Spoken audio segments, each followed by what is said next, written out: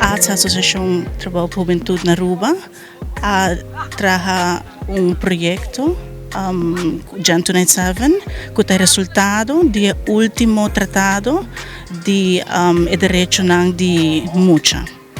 Antra Jan 27 tem after school program para jovem de escola secundária. Tem after school program aqui KNVB, que é de sponsor de jovem para que programa. Tem programa, projeto, curso World Coaches.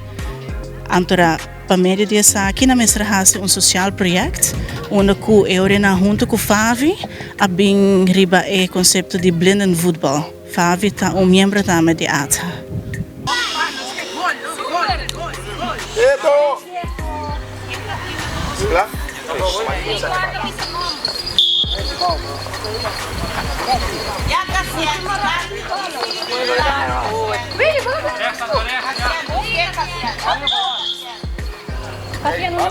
Ela vai hopelijk eigenlijk nossa approach FAVI de meeting, dan tot hopi enthousiast, dan ting tiki ervaring kaba kunele, biana yega de hasiele, e jay na binser nos na introduci na organisação na nossa trein tiki nossa ervar tiki com etapa no proak tambe e mesra se tudo outra coisa e denang nossa bem awe atrobe, onde ku ta prome biaha nossa vai hasiele junto.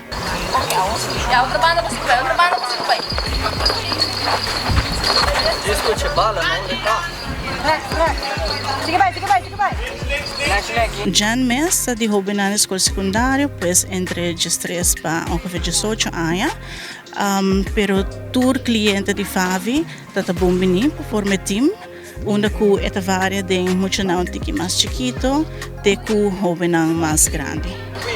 Bye. Go! Go!